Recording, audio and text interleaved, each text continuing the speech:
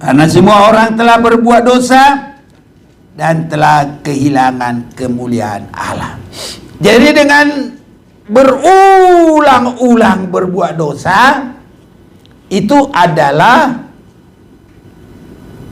hai orang-orang, berapa lama lagi kemuliaanku dinodai.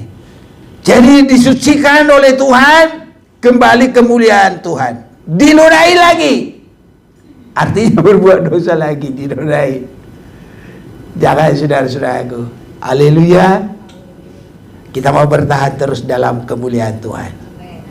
Pertahankan. Ini perjuangan kita. Jangan kita asal mendengar, tapi dengar yang baik-baik dan mengerti. Haleluya.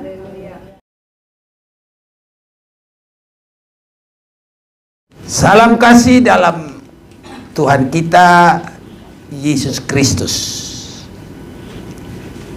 Bagi kita semua, bagi saudara-saudara yang tersambung melalui sambungan internet. Brother Jerry Jewel Payne in America, greeting for you from Cokop, Indonesia. Mari kita mau baca firman Tuhan dalam Mazmur pasal yang ketiga.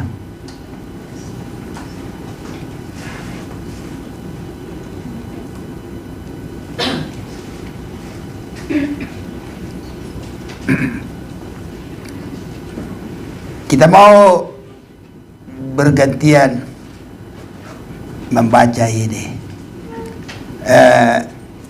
Kita ambil aja pasal yang keempat.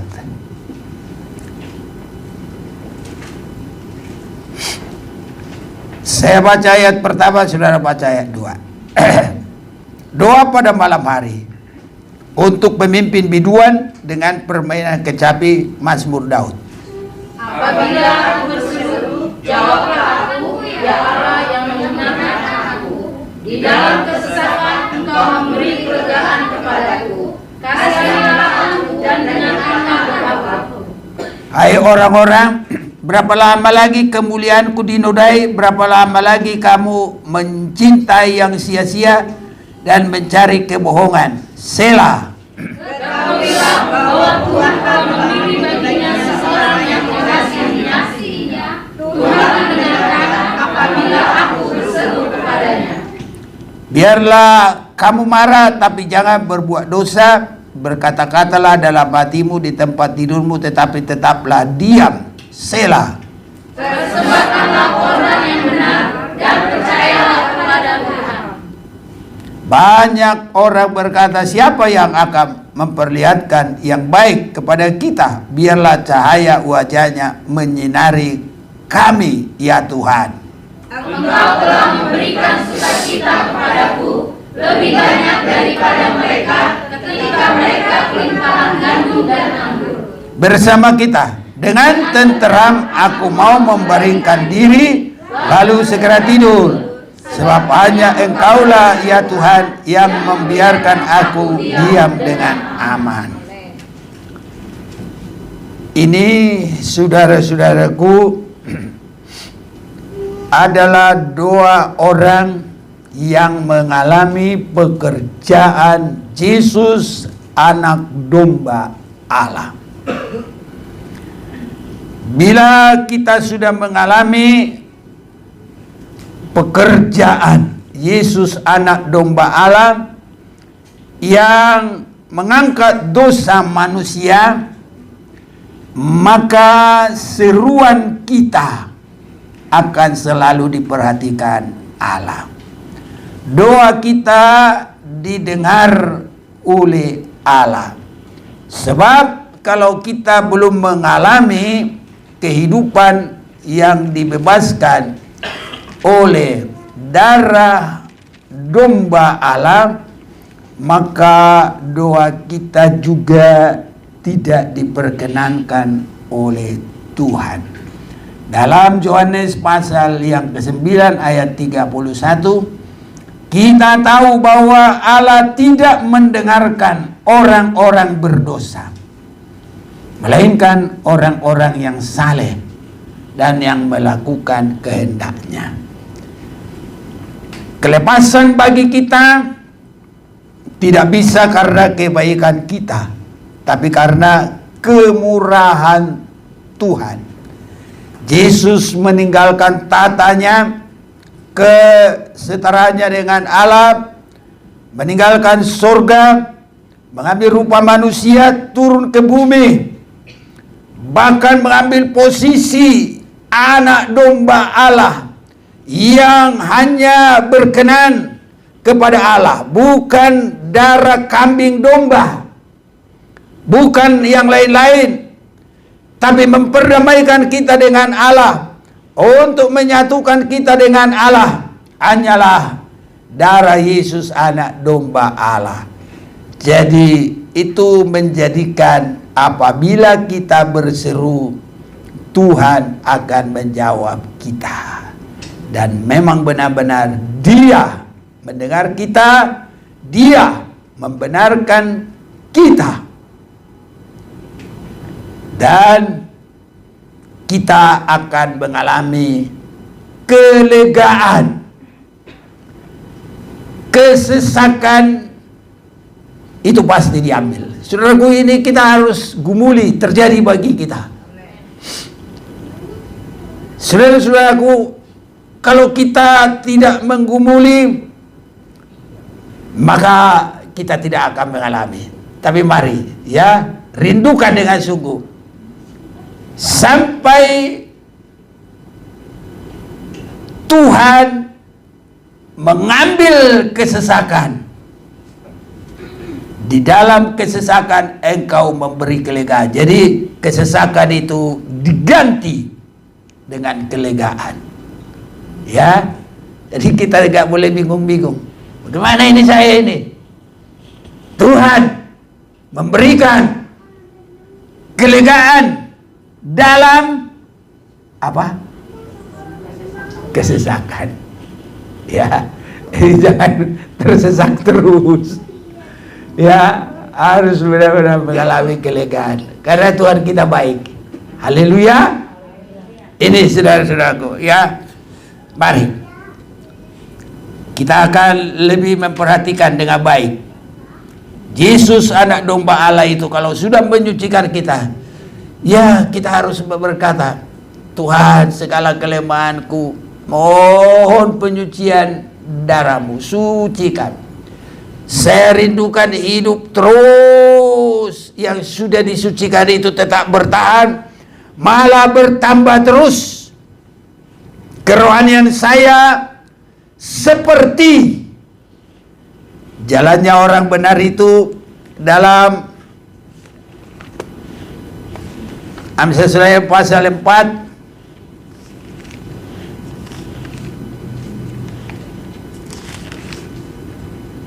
ya, ayat 18. Tetapi jalan orang benar itu seperti cahaya fajar. Ya. Tetapi jalan orang benar itu seperti cahaya fajar yang kian bertambah terang sampai rembang tengah hari. Jadi kehidupan kita yang sudah diampuni, disucikan, itu bagaimana terjadi? Mohon ampun, serahkan semua. Mulai kita berkata, aku benci engkau, dosa-dosa. Dulu kita berteman akrab sampai menyatu. Gak ada yang bisa memisahkan. Hanya satu memisahkan, darah Yesus bisa memisahkan, bahkan menyucikan kita dari segala dosa. Ini 1 9. Ada yang mau bantu baca? Ayo, tolong.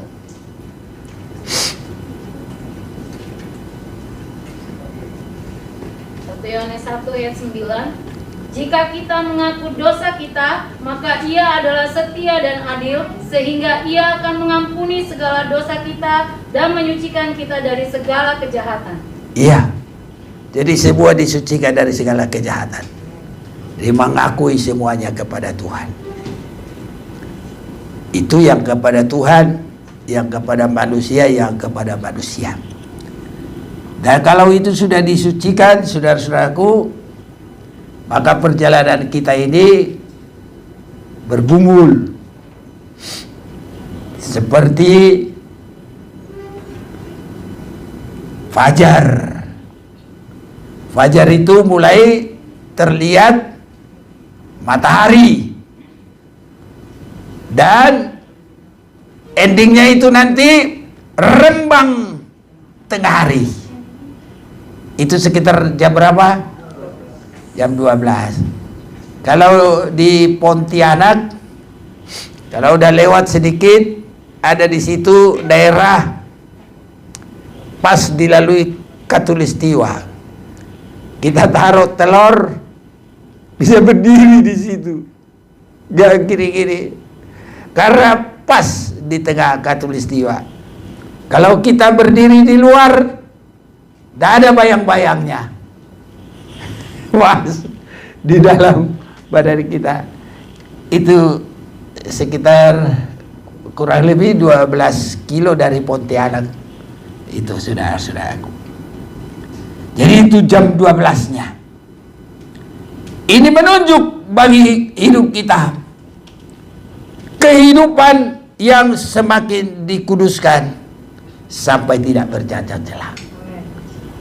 Inilah biar Tuhan tolong kita, saudara-saudaraku, penyucian darah Yesus Kristus.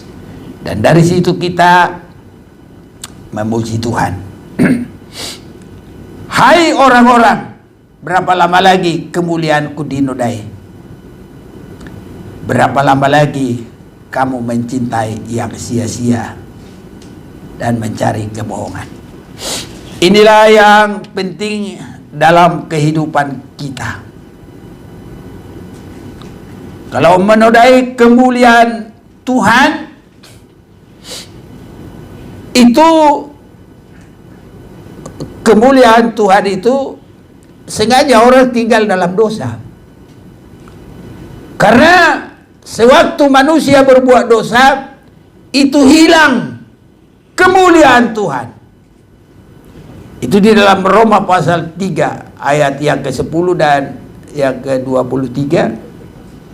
Itu berbuat dosa itu sampai menghilangkan kemuliaan Tuhan. Ada baik kita baca ini biar sebuah kita perhatikan. Karena kalau kita terlalu maju terus, nanti kita pikir sebuah udah baju, udah pinter, tahu-tahu terus masih tidak benar-benar memuliakan Tuhan, malah menodai. Ya, tadi Roma 3 ayat yang ke 10 dulu ya. Seperti ada tertulis, tidak ada yang benar seorang pun tidak. Kalau 23, karena semua orang telah berbuat dosa dan telah kehilangan kemuliaan Allah. Jadi dengan berulang-ulang berbuat dosa, itu adalah, hai orang-orang, berapa lama lagi kemuliaanku dinodai. Jadi disucikan oleh Tuhan, kembali kemuliaan Tuhan, dinodai lagi. Artinya berbuat dosa lagi, dinodai. Jangan, saudara-saudaraku. Haleluya. Kita mau bertahan terus dalam kemuliaan Tuhan. Pertahankan. Ini perjuangan kita. Jangan kita asal mendengar, tapi dengar yang baik-baik dan mengerti. Haleluya. Jangan kemuliaan Tuhan dinodai. Bagaimana menodai kemuliaan Tuhan? Kalau kita sudah taruhlah bajulah bersih, putih lagi, kita main di becek-becek. Ya, kalau orang main di becek-becek, ya bisa saja keciprat. Betul apa enggak? Itu baju kita ternoda. Jadi kalau sudah bersih, jangan main dibecek-becek. Arti rohaninya, kalau kita sudah dibasuh darah Yesus anak domba, jangan lagi dinodai dengan kelemahan kekurangan. Bergerak. Ini bergerak ini, itu kita. Gak boleh lagi minta tolong. Contohnya begini, ada orang di penjara, ada orang yang pasang badan. Ini istilah sekarang, pasang badan. Diurus, diselesaikan. Polisi berkata, kamu gak jadi dihukum, keluar. Nah, sekarang gak boleh lagi keluarkan saya. Jadi apa? Tinggal bertindak. Haleluya. Dari mana itu? Bukan orang tolong. Kecuali kalau dia sudah gak ada kaki, baru ditolong. Kalau ada kaki ya bertindak sendiri. Haleluya. Haleluya. Boleh ngerti ya? Haleluya. Jadi kalau kita sudah dibebaskan oleh darah Yesus, sekarang yang dipentingkan adalah tindakan kita. Jadi Yesus melepaskan, kita bertindak keluar. Sama dengan bangsa Israel di Mesir. Darah domba itu yang mereka sembelih menjadikan orang Mesir, keluar kalian, sudah apa yang kalian butuh ini. Bahkan sampai Raja Firaun berkata, pergilah kalian. Nah, kalau disuruh pergi ya udah jalan. Itu namanya tindakan sendiri.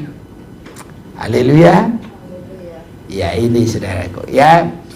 Jadi jangan kita terus dalam dosa. Itu artinya menodai kemuliaan Tuhan.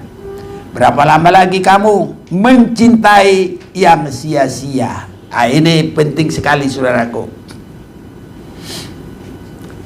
Kita ini sekarang harus sibuk hal-hal yang rohani.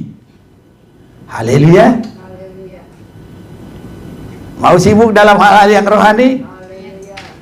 Jangan sibuk yang sia-sia. Kalau hal yang sia-sia, berani duduk 1 hari. Kalau yang sia-sia, berani berdiri lama-lama. Kalau yang sia-sia, berani saja apa saja dia perbuat.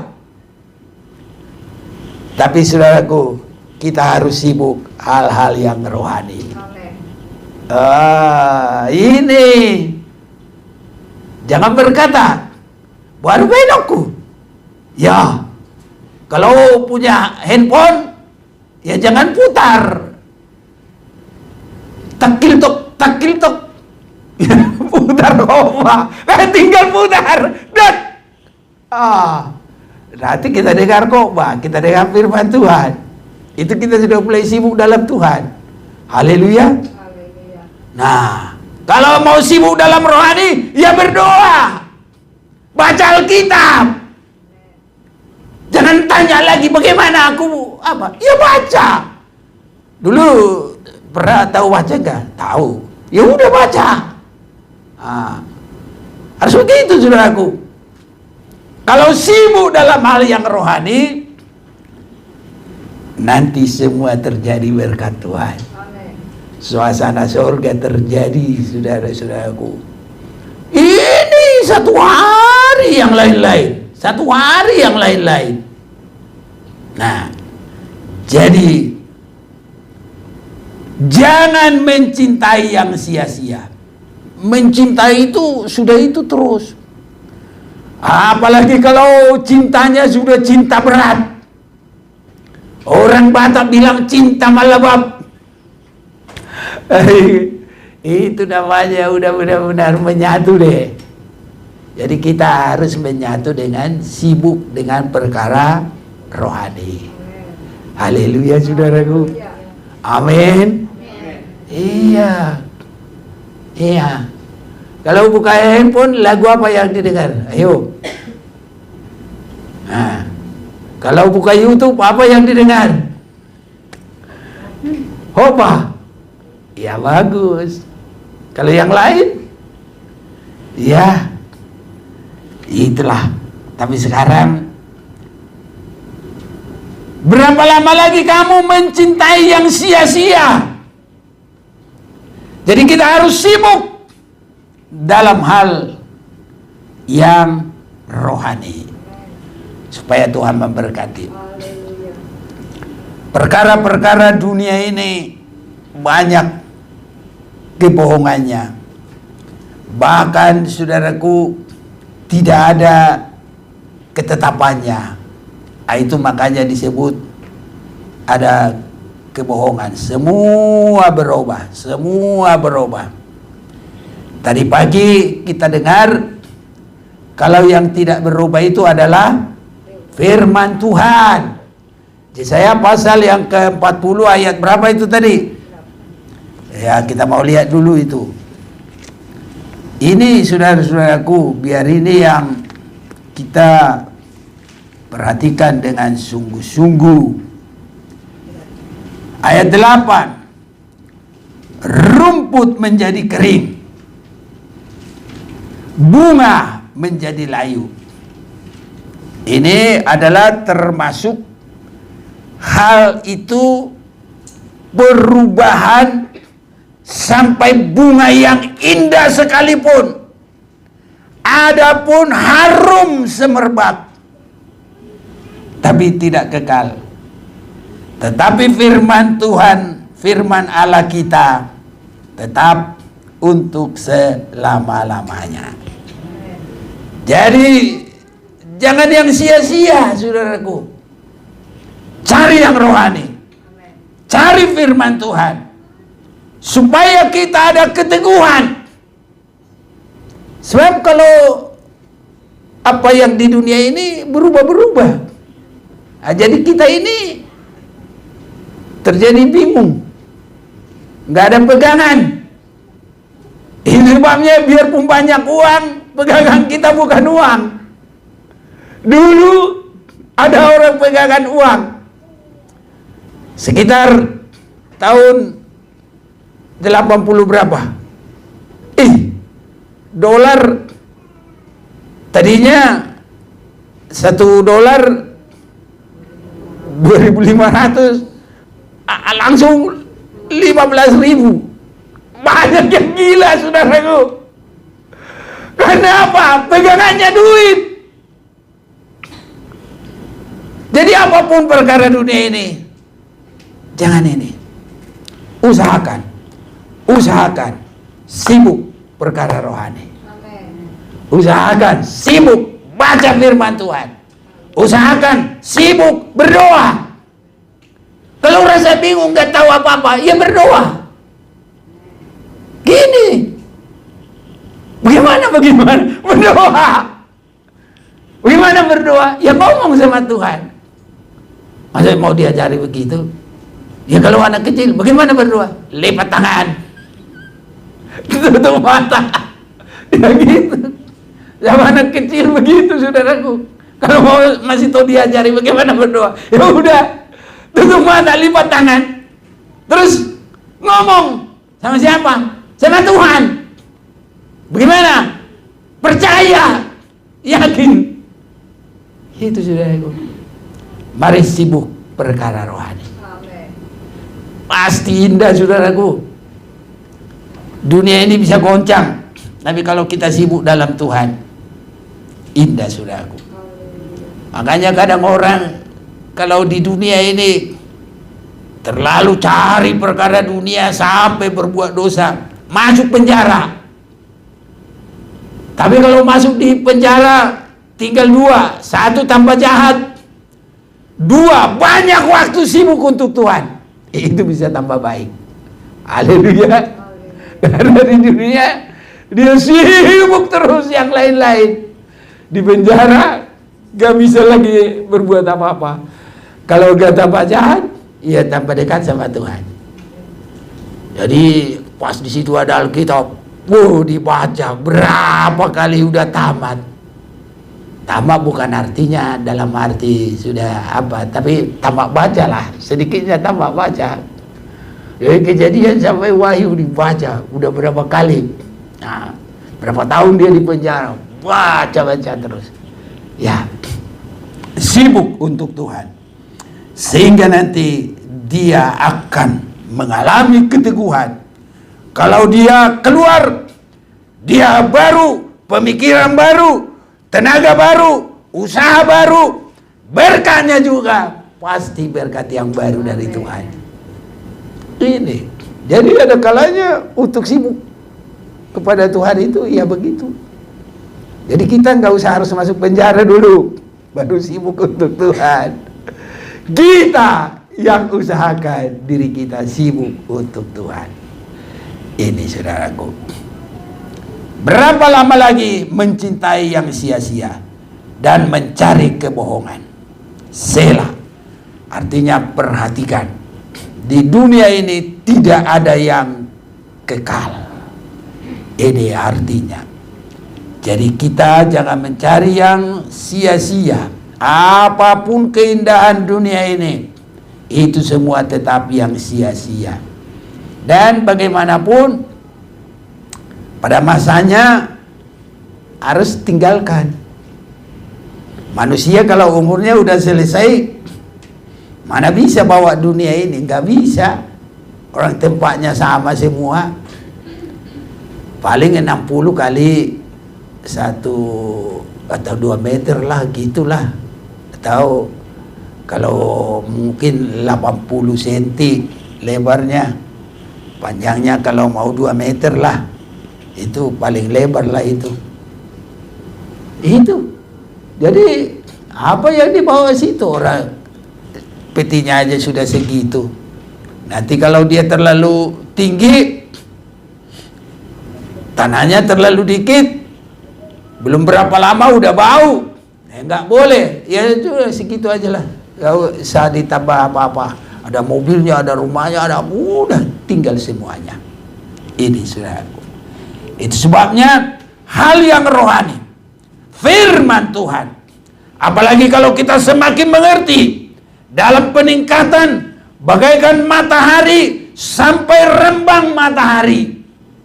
Oh, sangat indah saudara-saudaraku yang kekasih. Jadi semua kita harus mengimani, berjalan dalam iman. Ini saudaraku.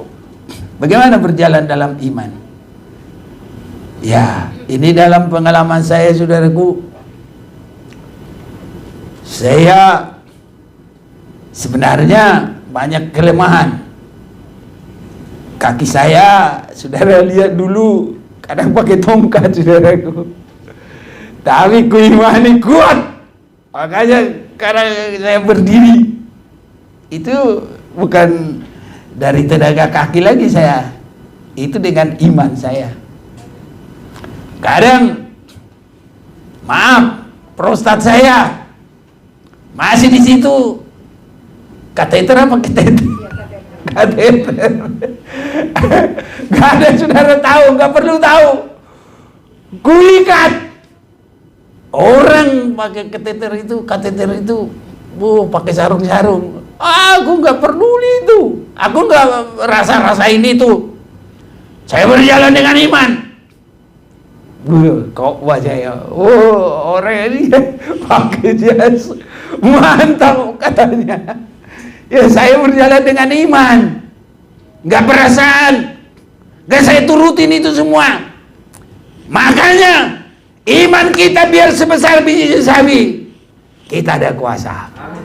Berjalan dengan iman, jangan berjalan dengan perasaan, jangan berjalan dengan keadaan itu. Berjalan dengan iman, iman kepada Tuhan, iman sesuai dengan firman Tuhan. Kalau Yesus berkata, dosa kita ditanggung, oleh bilurnya kamu sembuh, saya imani. Saudaraku, Saya bilang sama istri saya, ini jantung saya ini 25% berjalan ini. Nah, terpakai 25% saja ini. Yang 75 sudah habis. Marah dia sama saya. Ayo dulu lah kita periksa, aku bilang. Periksa ya gak apa-apa lah, saya bilang. Akhirnya dia nurut, pergi. Persis apa saya bilang, dikasih tahu dokter dia. Kalau aku yang mau nggak percaya, dia nggak mau, dia marah sama saya. Tapi kalau dokter, dia nggak boleh marah sama dokter, karena dokter sudah punya data, sudah punya ilmu. Tapi apa yang terjadi? Itu dokter bilang tinggal seperempat. Aku juga sudah bilang seperempat, tapi saya nggak mau lihat itu. Dengan iman saya sembuh. Oh, saya melayani, enggak kurangi suara. Kurangi. Kalau pas masih kuat banget berdiri. Saya percaya kalau waktunya udah selesai ya udah. Tapi kalau belum selesai, jalan dengan iman. Gak mau dengan perasaan itu. Benar-benar saudaraku, saya fakta dokter yang bilang itu. Kalau saya juga sudah tahu juga saya, karena yang punya badan saya tahu bagaimana saudaraku. Saya selalu titeni itu bahasa Jawa itu, saya selalu teliti ya. Saya teliti itu. Waktu saya umur 40 masih di Jakarta ini masih kuat. Oh, kami naik sepeda motor, nah itu bikin kayak chip ke Bogor, berkali-kali ke Sukabumi, naik itu terus. Oh, Jakarta ini mana liku-liku yang belum kami lewati, semua tiap malam keluar. Saudara-saudaraku, itu umur 50, umur 60, umur 70. Nah, sekarang banyak badan ini sudah lemah, tapi saya nggak mau lihat itu. Berjalan dengan iman. Tantang semuanya saudaraku. Akhirnya banyak orang dalam Tuhan, tidak dalam Tuhan. Kemarin saya pangkas. Kelihatan dia pangkas. Tukang pangkas bilang, oh nak, udah mau selesai dipijat-pijat. Bapak ini mau 76 tahun. Badannya keras, dia bilang. Ya itu saudaraku. Jadi dia bilang saya sehat. Alhamdulillah saya bilang. Karena dia sebenarnya saya bilang alhamdulillah. Ya gak apa-apa. Saya kan bahasa sono. Gak salah. Ya sama aja, terima kasih. Nah ini. Jadi saudara-saudara juga berkata begitu. Ini mantu kami ini mana dia? Ini mama kok nggak kelihatan tua, dia bilang. Yang puji Tuhan nggak kelihatan tua. Nah, itu karena iman. Nah, bukan karena gagah, tapi karena iman. Jadi terbukti ada kuasa Tuhan memulihkan kita. Makanya berjalan dengan iman. Lawan perasaan, lawan penyakit, lawan semuanya kemalasan. Saya sibuk di rumah. Saudara tahu, kadang saya dengar YouTube itu 1 hari, tapi nggak ada yang lain-lain. Dengarin lagi khotbah itu. Mana judulnya kurang bagus, saya bagusin. Supaya nanti kalau kita tinggal, orang yang belakangan melihat indah saudara-saudaraku.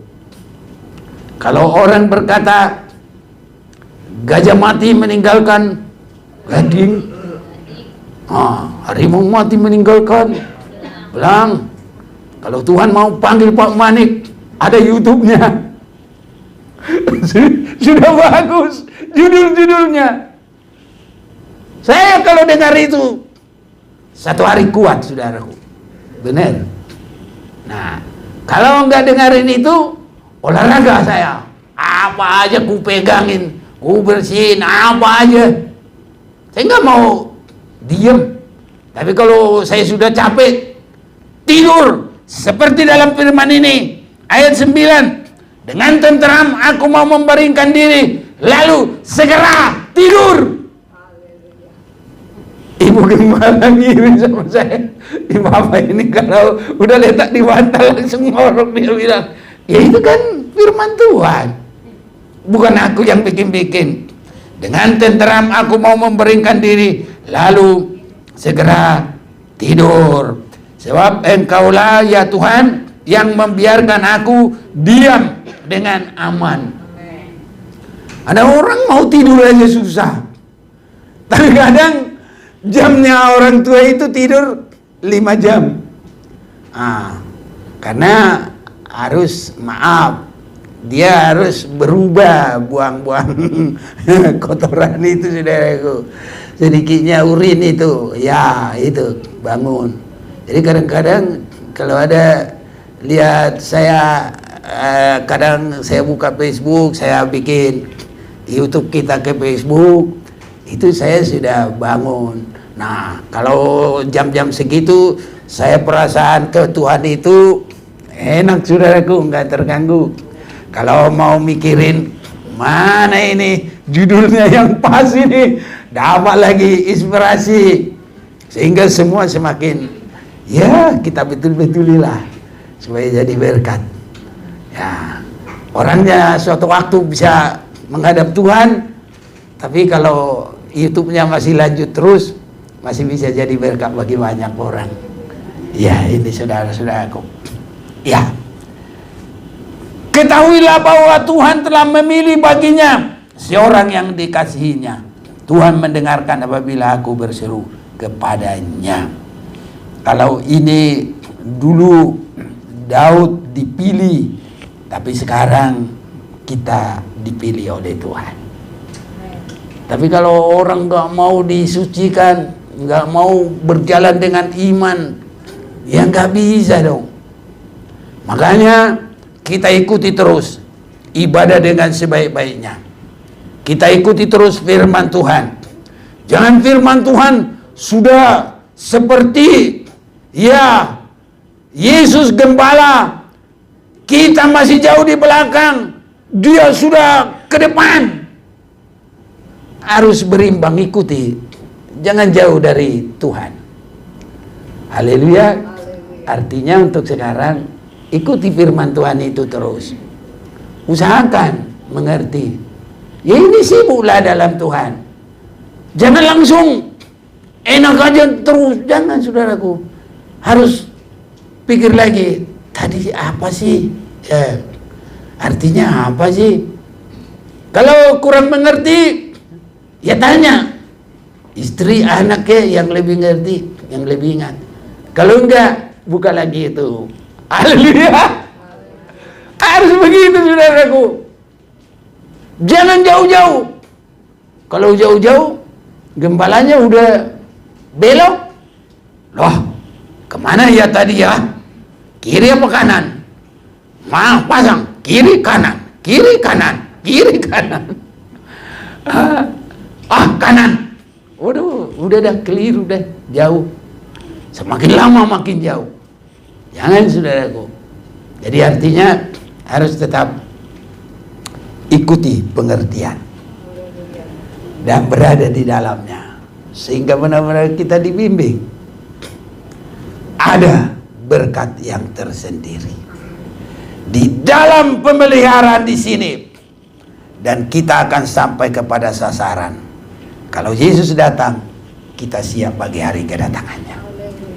Ini, persembahkanlah korban yang benar dan percayalah kepada Tuhan. Korban yang benar itu bisa kehidupan kita, itu bisa tenaga kita melayani Tuhan.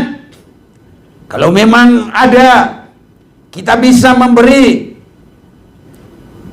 dukungan persembahan lewat materi, ya taruhlah keuangan. Seperti di dalam 2 Korintus pasal 8. Itu jemaat yang ada di Korintus itu, biarpun mereka tidak memiliki banyak, tapi melebihi daripada kekuatannya dilakukan untuk Tuhan. Atau kita mau baca dulu sedikit, baca sedikit.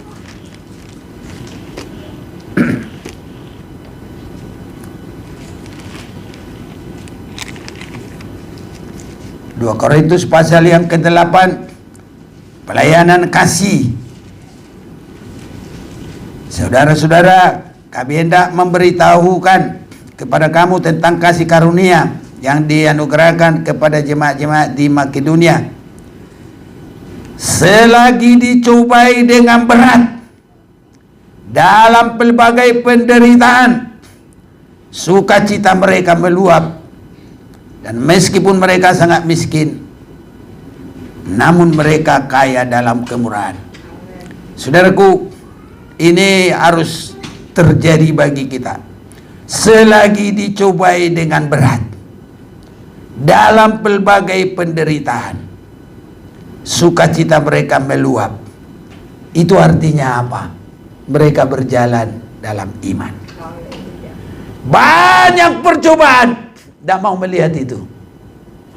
Karena sukacita kita bukan karena tidak ada percobaan, bukan karena banyak uang, tapi sukacita, bersukacitalah di dalam Tuhan. Filipi pasal 4 ayat 4, ayo baca dulu biar lihat. Filipi 4 ayat 4.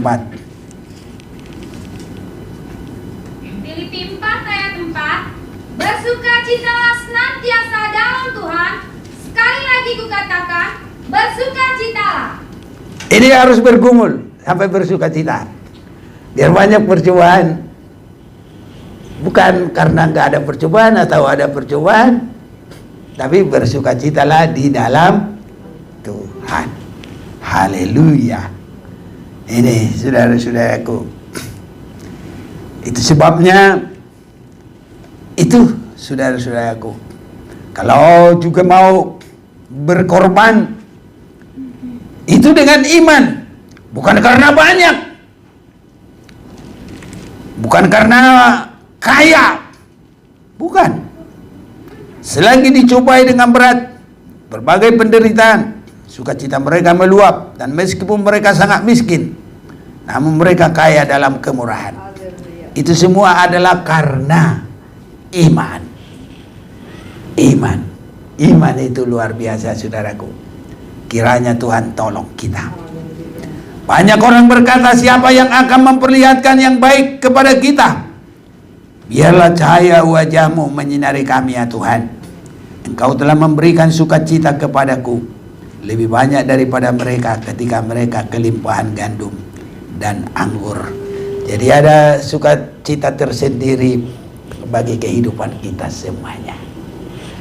Sukacita kalau kita dilepaskan, sukacita kalau kita lebih mengasihi Tuhan dari semuanya.